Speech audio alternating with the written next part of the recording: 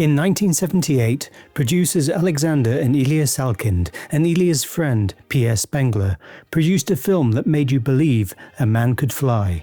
Starring Christopher Reeve as a superhero with special powers, including flight, you know the rest. 2 sequels followed, and a spin-off. But did you know that the producing trio made another, much less successful movie about a legendary flying character who also wears red and is as well known as Superman? If we're around the same age, you've probably seen it already. And outside of sharing the same producers, why am I making these comparisons? And why did this movie, which is one of my first and most cherished cinema experiences, not quite take off like Superman? In 1983, it was announced that writers David and Leslie Newman, who had co-written Superman the movie, Superman 2, and wrote Superman 3 all by themselves, were writing a big screen version of the story of Santa Claus for the Salkinds. It sounds like the ideal situation. A mythical legend, but without an owner to satisfy, such as DC Comics. The character of Santa Claus and his reindeers are entirely in the public domain. The film was announced by Air over the Cannes Film Festival and pre-sold to different territories by Alexander Salkind. This was, according to its producers, the most successful pre-sold movie ever. Dudley Moore was announced as the star, and after considering The Sound of Music and Star Trek the motion picture director Robert Wise, the film would be helmed by Janos Schwark, who had previously directed Supergirl for the Salkinds. As with that movie, distribution was also by TriStar Pictures. When it comes to the structure and the story of the movie, it has more than a little in common with the Superman franchise. Let's compare. The film's first 30 minutes is an origin story. Like Superman, it first establishes a mythical world of long ago. We meet the mortal Claus, whom, with his wife Anya, delivers toys to children across an old-looking folk landscape, according to Jean Schwark, intended to be Scandinavian. The protagonists have great emotional loss and are forced to leave everything they know behind, with, like Superman, the strongly biblical image of a star. Although in his director's commentary, Schwark assures us that he and the other filmmakers veered from making this religious. Whereas baby Superman was sent by his parents from an exploding planet Krypton, Santa and Anya freeze to death but are taken to some kind of afterlife, and like Superman, end up at an Arctic-based location that appears from nowhere. Like Superman, Claus gets costumed, mentored, and becomes a legend with the gift of flight. The story is then brought into present-day New York of 1985, complete with a Statue of Liberty flyby and a rooftop meeting with a new trusted mortal loved one, followed by a magical nighttime flight with them. Now, before you can say, "Can you read my mind?" Will Santa Claus overcome kryptonite and stop California from being blown up by stolen twin missiles that cause Lois Lane to be caught in an earthquake? I mean, that's how the rest of Superman played out. Nope. The film then becomes very specifically and very intrusively the third Superman film, Superman 3, in which a comedy co-star whose name the film is being sold on takes over the movie. Dudley Moore is Richard Pryor, a naive little guy being taken advantage of by a greedy money man whom Santa Claus must fight. Except he doesn't.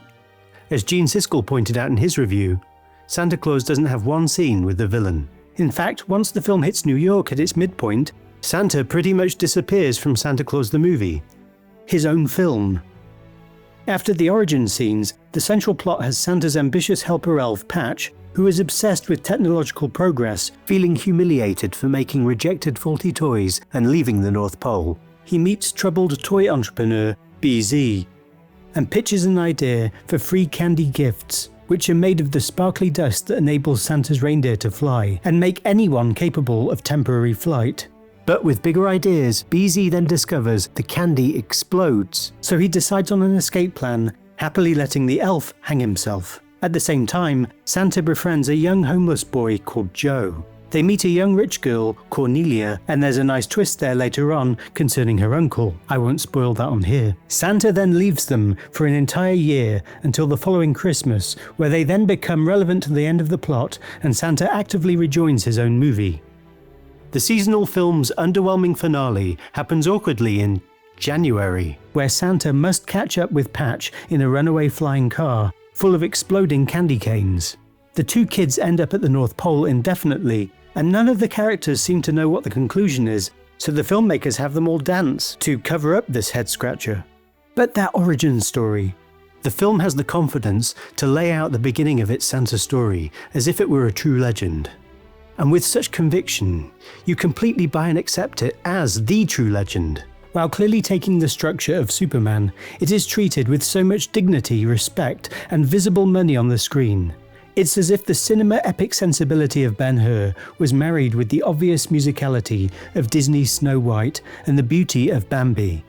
According to an interview with Cinefantastique, the latter two were conscious influences on Schwark. There are many goosebump-inducing reveals of Santa iconography. For example, how he got his costume, the elves making toys, the sled, all told visually. 4 scenes especially stand out. A grand reveal of the Hall of Toys. It's pure cinema. The music, the visuals, the production design, Santa's emotional reaction. An event called Season's Greetings, where the light of the North Star can be seen directly above Santa's workshop. A ceremony in which a gentle, avuncular Burgess Meredith gives mentory exposition to initiate Santa Claus. And of course, Santa's first sleigh ride. These are greetings cards come to life.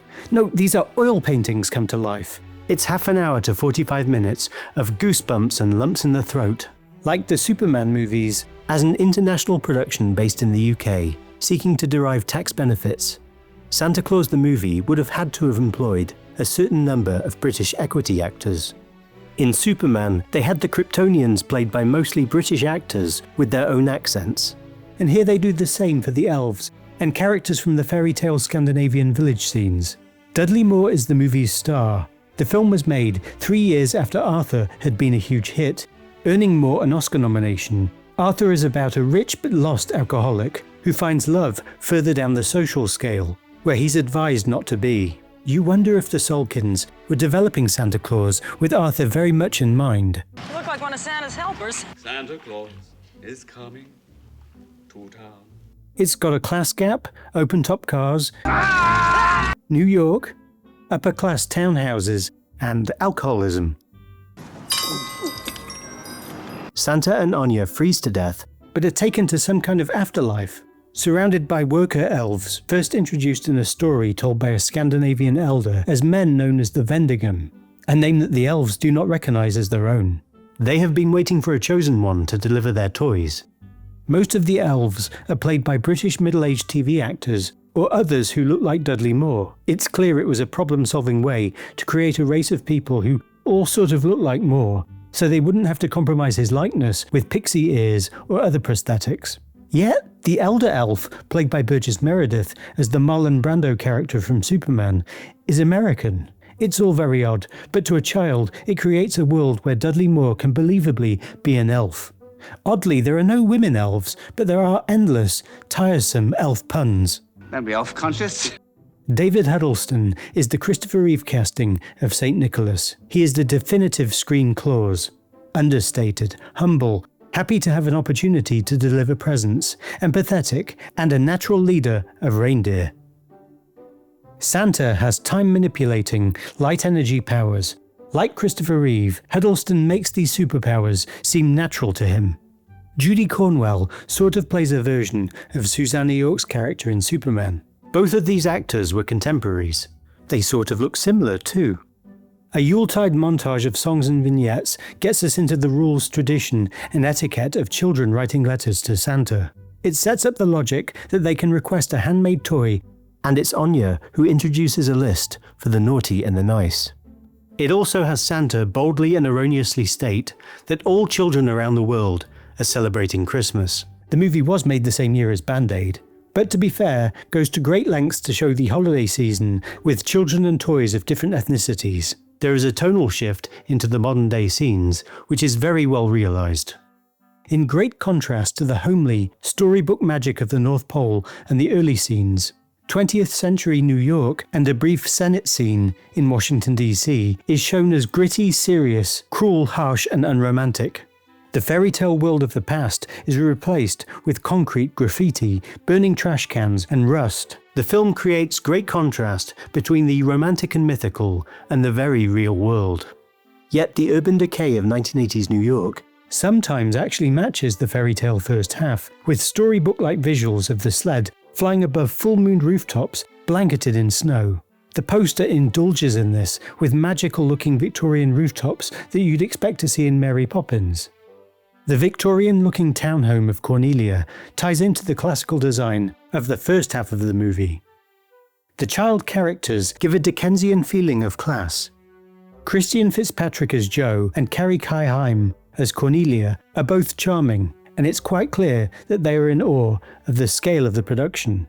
Unfortunately, you get the feeling that neither child actor or the director has been briefed on the characters' off-camera backstories. Joe aimlessly survives homelessness, and Cornelia is just aimlessly rich but nice. Watching the movie recently, it's quite obvious that the film's leading childless couple take on their toy-giving roles to fill an empty spot in their lives.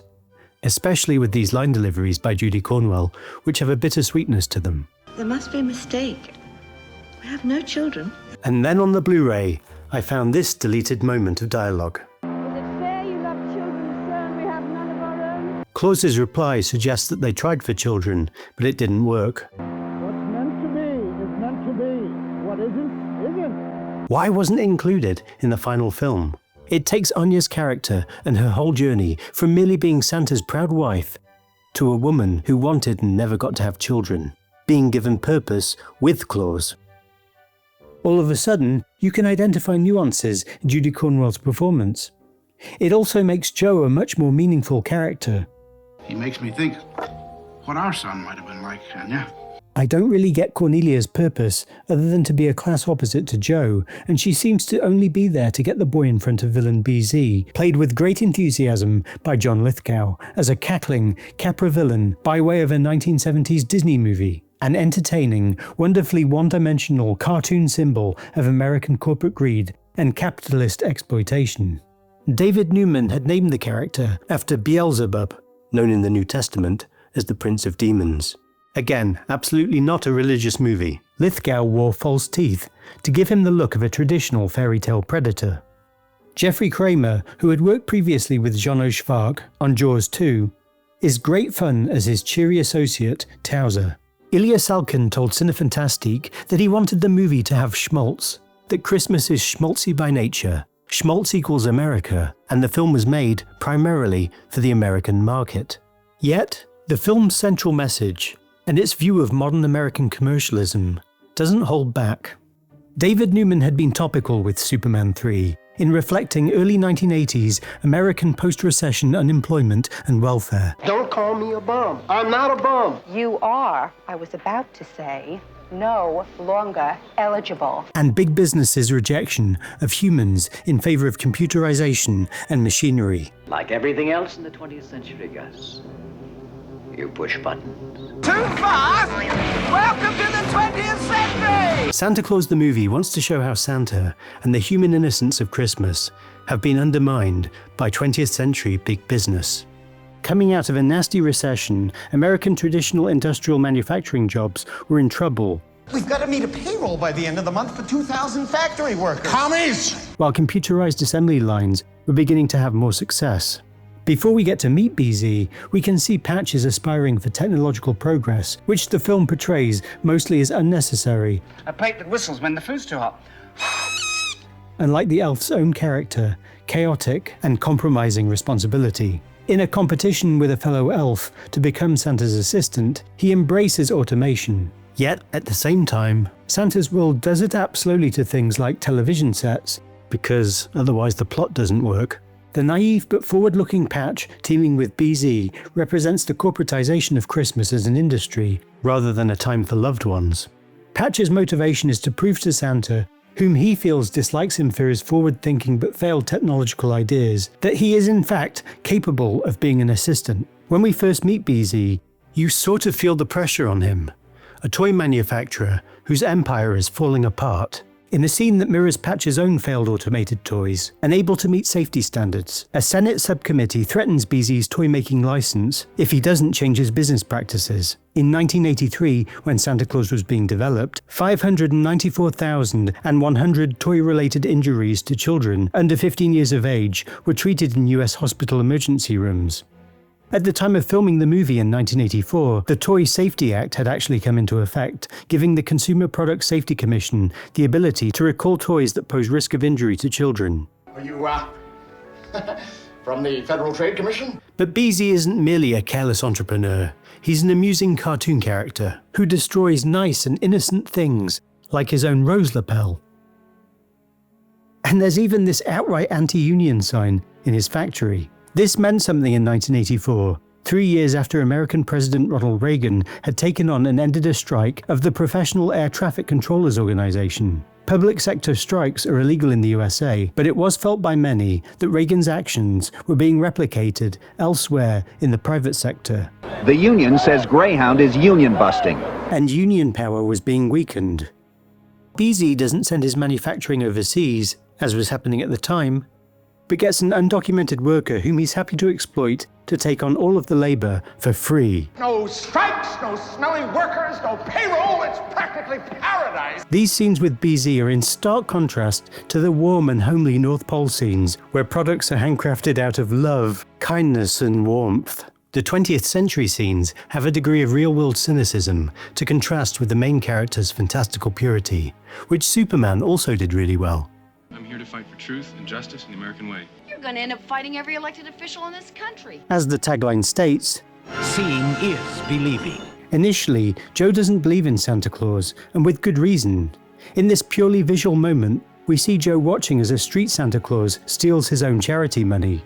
So Santa has to really prove his goodwill and magic to the sadly disillusioned child. The movie also has a scene in which Patch promotes BZ's candy on a deregulated TV commercial targeting children. A mythic elf compares modern-day artificiality to the real thing, a clever touch that the audience is in on, while the mortal characters are oblivious. Earlier, we see the elves' failed handcrafted interpretation of factory automation, but this is inverted in my favourite of the film's 20th century set scenes, with the unveiling of Patch's flying car used to distribute his flying candy. It's a modern-day Transformers toy idea of old handcrafted gifts that is full of electronics and Atari video game sound effects. It's a scene of extravagant, pointless excess and hype, with nobody around to see it. There's an elaborate light-up ramp and bay doors, dressed in stars and stripes of red, white and blue colours. David Newman really had it in for corporate America. I love the image of Patch at the wheel, a symbol of naivety being taken for a ride. Schwark, who was born in France, told Cinefantastique he wanted to embrace what the French call enchantment, and what Jean Cocteau called the poetic content of images. Sincerity, avoiding slickness and cynicism. He wanted to marry with this the feeling of Frank Capra's It's a Wonderful Life. Arthur is a film for grown-ups about money and status not equating happiness. Weirdly, in its less coherent way of doing things, Santa Claus actually has a lot more to say. So the 20th century scenes have great value in their own right, but what exactly do they have to do with the story of a childless couple who devote themselves to children? Why do we need Dudley Moore's character? Couldn't it have just been Santa versus BZ? Why Patch? Oh yes, because Dudley Moore was the star that got the film funded. The overall message of the movie is that we need to go back to the meaning of Christmas as a gesture of goodwill, with handmade personalised gifts and selfless good intentions. Yet there's a bit of hypocrisy that the movie was called out for, when the filmmakers trademarked the name Santa Claus, the elf-made logo, and did gratuitous corporate product placement deals with the likes of Coca-Cola and McDonald's. Because they're so easy to use, it's self-explanatory. It sadly doesn't quite add up to the film's well-intentioned message.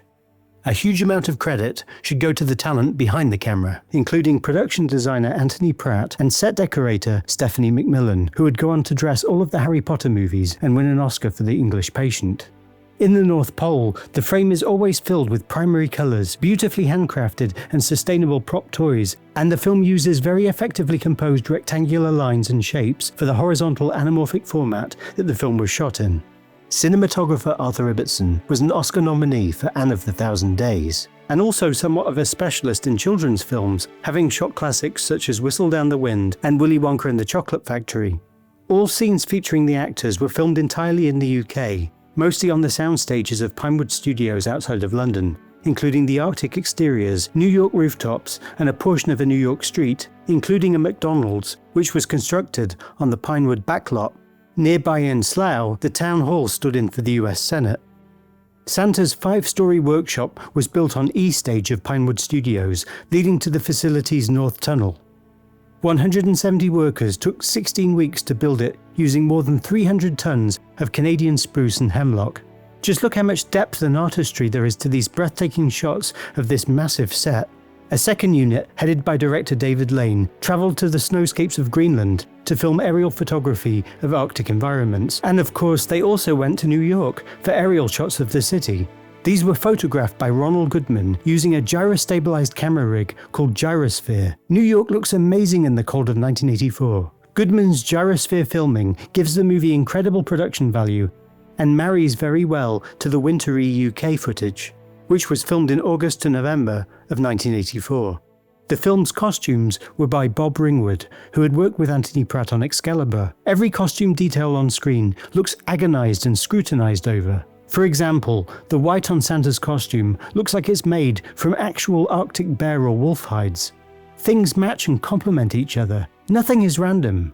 With timeless 1940s trilby hats and dark coats in the modern day scenes, it feels like a dry run for the film that would define Ringwood's career. Under David Macmillan, a team from Hollywood flew to Norway and selected 20 reindeer. 2 teams of 8 reindeer were brought to the UK 6 months prior to filming. The animals only have antlers for about 2.5 months of the year, so no time could be spared. For more expressive shots of the reindeer faces, reindeer animatronics were used. Jim Henson alumni, such as his son Brian Henson and puppeteer Mac Wilson, operated the puppets. In the making of Santa Claus, the animatronics performances are much more restrained and lifelike. In the film, they are expected to do all kinds of cartoony gestures and noises, which make them feel much more artificial and betray the enormous amount of work that went into them. However, they are still charming. For the live-action flying scenes, only 4 of the reindeers were replicated as fully articulated animatronic characters, driven by air rams. The odd trick shot made them appear as more, and editing created the illusion of 8 being there. For shots of actors flying, the process of front projection was employed, as it had been on the Salkind Superman movies. This involved a 2-way mirror at a 45-degree angle from the camera, with the background projected onto it. The light travels to a beaded screen behind the actors and reflects back, creating the illusion of a composite through the camera lens. On the 3 Salkind Superman movies, the camera and projector had synchronized zoom lenses, enabling characters to appear to fly towards the camera, while the actor remained stationary in a body mold. For Santa Claus, it seems a front projection system using mostly prime lenses that stayed at one focal length was employed by a front projection consultant, Roy Moores, who had provided a similar system for the Salkind movie Supergirl. Santa's sleigh, the 4 reindeers, and Patch's car were all physically moved on a track next to the screen during the shot, and unusually filmed through star filters that help add the greetings card finish to the lamps on the vehicles. However, the backgrounds have a low contrast look compared to the Superman films, which didn't use filters during their front projection scenes. I don't know if that was the reason. It's most notable in the film's end chase, which is over 3 minutes of mostly front projected shots. While stop motion was originally considered for the wider shots of the flying reindeer, they were eventually realized with the use of mechanical miniatures built by Tad Chesnowski. He also built a motion control rig used to film the reindeers against a blue screen, and a miniature of Patch's car. It allowed for these spectacular wide shots where the 8 reindeer appear to march on air. The wide takeoff and landing shots were filmed on a miniature set. Now, how do you think this shot was realized? Maybe a miniature flying car was composited onto a real New York background. But then, what about the big BZ sign? Well, only a helicopter crew flew to New York for the movie, so the sign wasn't really at the location. Perhaps it was a New York background with a matte-painted BZ sign and a model car superimposed on top of it. Well, actually, the car was a miniature flown on wires above a miniature of the warehouse in East River by Oscar-winning miniatures supervisor Derek Meddings, who also created miniatures of the North Pole setting. The factory was based on an existing location filmed by the aerial unit in New York. The city backdrop was a series of cutouts covered in still photos of New York buildings. These were taken by renowned architectural photographer Sirvin Robinson. Some of Robinson's stills were touched up and animated by the visual effects department, creatively saving on 35mm movie film. Matte paintings were created by Doug Ferris, assisted by Tim Walton, including this opening shot and all of the exteriors of BZ's factory. The film also had endless amounts of sparkle animation airbrushed onto cells by Peter Chiang and Tim Walton. Glitter elements were superimposed over the footage in closer shots of the sleigh. All of these were supervised by Oscar-winning optical effects supervisor Roy Field. In my opinion, the film has the greatest Christmas film music of all time, and it was composed by Henry Mancini. There are many traditional Christmas tunes, such as Deck the Halls, given the most lavishly arranged treatment in a medley that happens during Santa's first flight. Lots of scenes begin with silence or delicate little chimes, and build to emotionally overwhelming swells of strings and bassy orchestra. For example, Santa has a pep talk with his reindeer before the film's climax, and Mancini's rousing score adds about a zillion times more drama than actually is on screen. Lyricist Leslie Bricusse, who had written Can You Read My Mind for Superman, wrote numerous songs for the film, but only a couple seem to really make the movie, and 2 are diegetic songs, played over television and by a Salvation Army band in the film. Young British vocalist Aled Jones opens the film with a kind of hymn written by Bricusse and Mancini. Jones was very much associated with Christmas in 1985. In fact, Christmas was pretty big in UK pop music between the filming of Santa Claus and its release. A pop song by the British band Kajagoogoo is heard during a scene at McDonald's, and twice in the film we hear Sheena Easton soaring, "It's Christmas all over the world." While she works wonders with the material, it's kind of amusing that the producers got the singer of the controversial Sugar Walls to sing their family-friendly Christmas film. Unrelated to the movie, R&B group New Edition released a more soulful version of the song the same year. Whatever works in the movie was brought together by the confident direction of Jeannot Schwark. He absolutely staged and directed the hell out of the often nonsensical and lopsided material. No, this guy's he's deaf. Ready and go, go. Go! He gave the film an innocence and its own confident logic. Schwark told Cinefantastique, "It was not one of those pictures where you could stand up on the set and say, 'I want it my way.' He shot for 76 days, on schedule and on budget." Schwark and editor Peter Hollywood used many montages and clever transitions. There is some very efficient visual storytelling, like this, to take us into the modern day of the 20th century, which now makes the film a period movie. It also has a newspaper montage to rival anything in a Rocky film. In a Blu-ray feature called Shooting the Press Conference, you get to see Schwark direct a high-pressure scene from the movie. He marshals the cast and crew, knows where the camera should be, Patch has to look camera right, rehearses and films in a fast but methodical manner, takes on feedback from the crew and implements it immediately, adjusting the tone as he goes. One thing, I really think that here you gotta bring him a little bit down. Despite everything John Lithgow has said about the film, you can see him having a ball like a child in a toy shop, in awe of Dudley Moore and strongly deferential to Schwark.